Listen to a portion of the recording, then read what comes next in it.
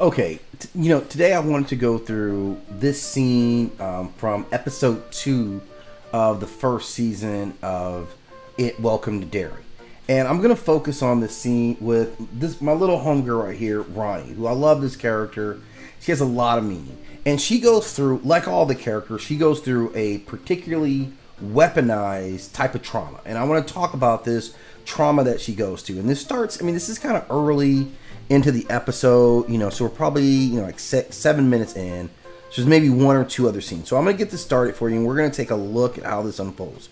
Because this is particularly insidious. Now, this scene starts off with Ronnie's in bed, right? She's in bed, just kind of having, she's kidding, she's an 11-year-old girl. So we can see this, and it starts this thing off with some images of her mother. And we know a little bit about what happened to her mother, that her mother did die giving birth to her. That's one of the big things that we do recognize about Ronnie. That means she's lived her entire life carrying this silent accusation that you killed the person who was the first person who would have loved you. So even without anyone ever saying anything about that, she carries that inside of her. So we get to see this get manifested in this dream. Every child who has this feeling of being without their presence, they don't need to say it out loud, but their mother becomes this ghost, like a story about you. A shadow that you can't, mold, but you're forced to wear. And this hallucination that she has pulls right from this. It's particularly insidious. So what we want to show right here, she's in bed. Obviously, show this image of the mother. That's important so we can establish as the audience, who she actually is, what she kind of looks like. So it gives us reference.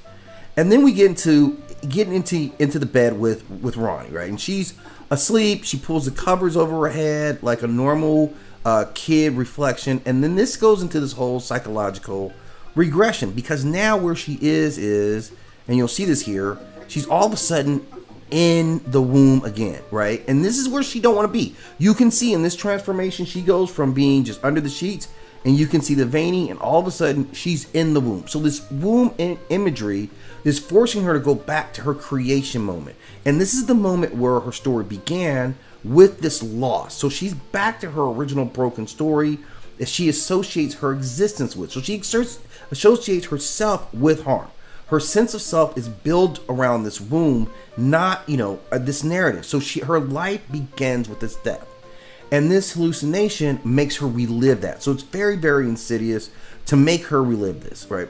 So we see this very real, moment of tearing your way out of this womb. And this recreation there is extremely symbolic, right? This is the start of her life, and it's filled with violence. There's nothing calm about it. And then it's full on, you're in the womb. And we could see it like she's forced to experience all this. And you can see the level of terror on her face. I'm gonna let that just sit there for a little while. So she's absolutely terrified.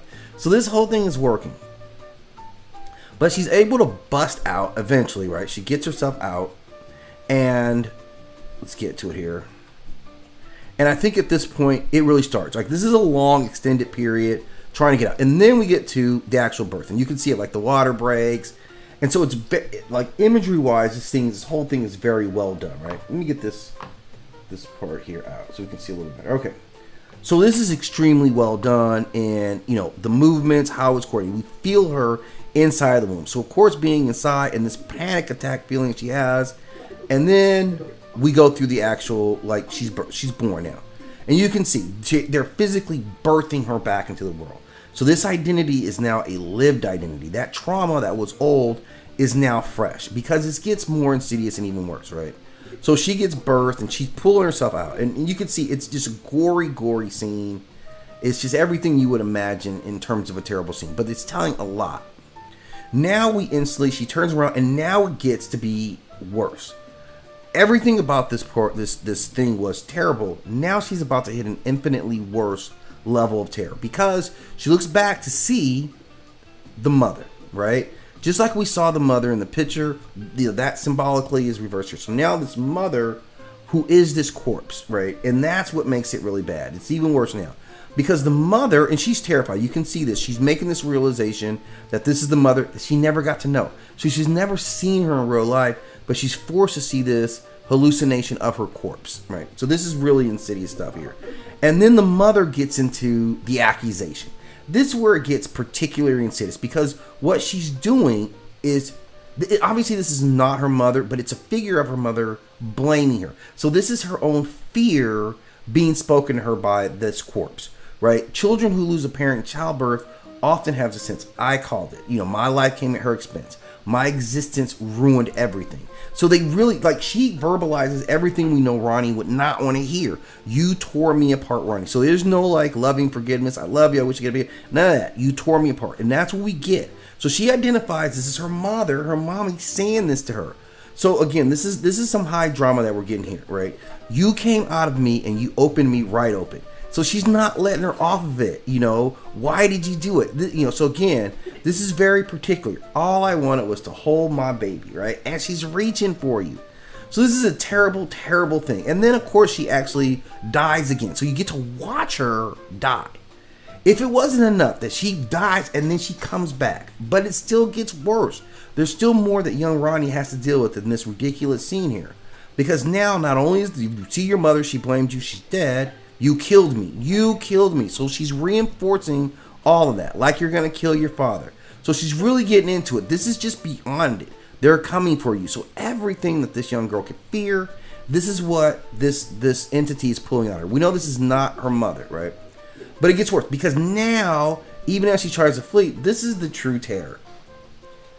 The umbilical cord. And this becomes a noose. It is tying her to this death that she cannot escape.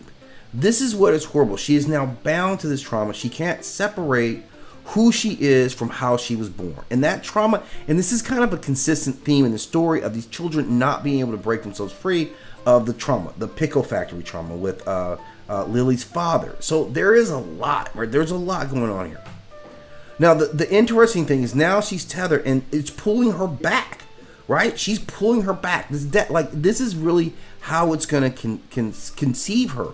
That she wants to be back. And she believes that her very existence is a crime. So this is a long, pretty involved scene where eventually, and this is going to consume her.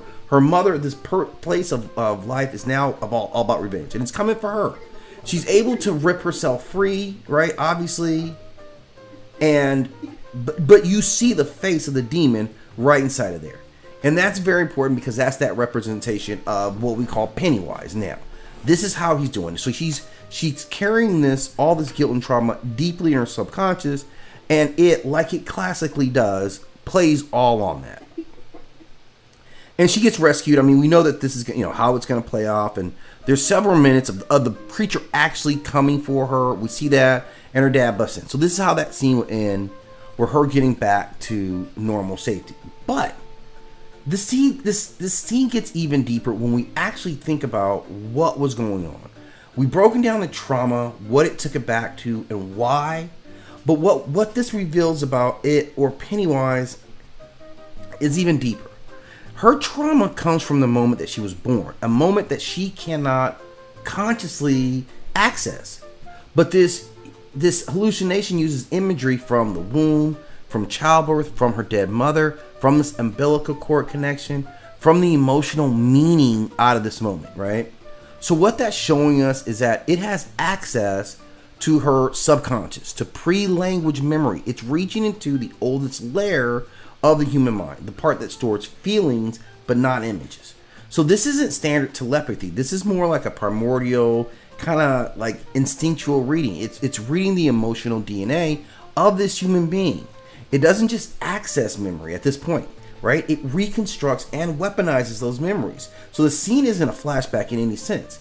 It is the bespoken psychological weapon built out of her deepest emotional blueprint. And this requires a lot of abilities from Pennywise or it all at once. This is emotional scanning. This is visual recognition or reconstruction.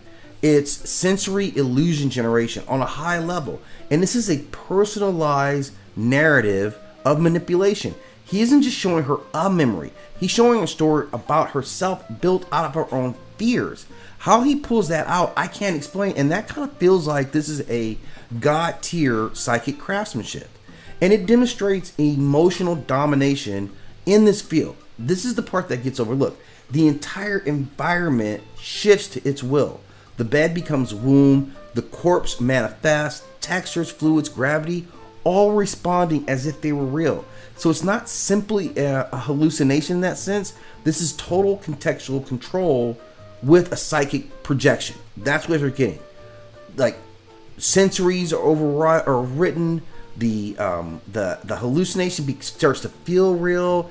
It's the sound of her mother's voice, which of course she wouldn't know, but it's using all these continuity, the cord, the fluid, the body.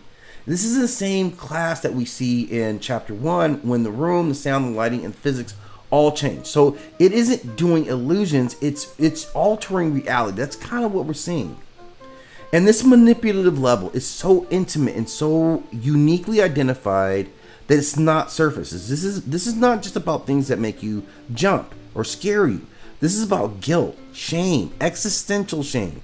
This is about your origin traumas, your self-blame, your abandonment feelings, senses of unworthiness. So this creature doesn't just sense fear, it understands the architecture of the human psyche enough to hit pressure points that most adults can never even articulate.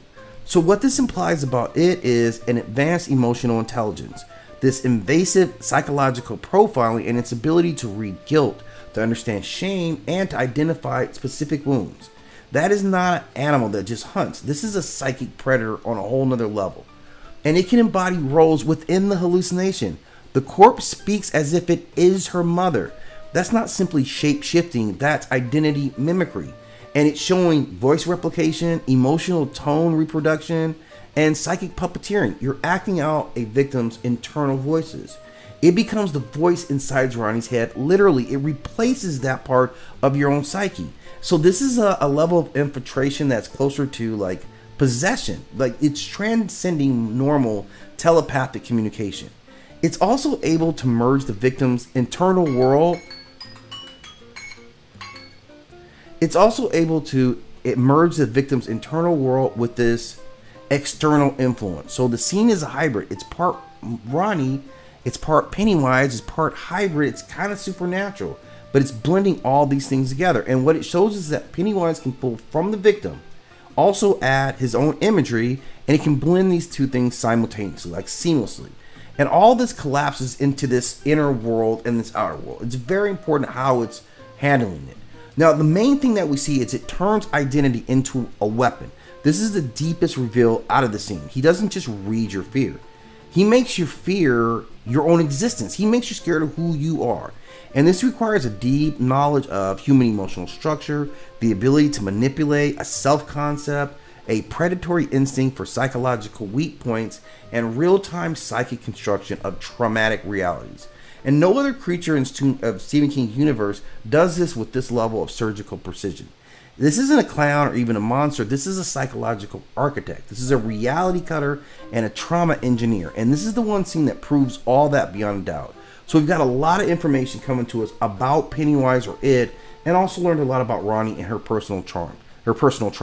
So again, if you have more to add to this post, please do so in the comment section. And as always, I'm going to ask that you hit that like and subscribe.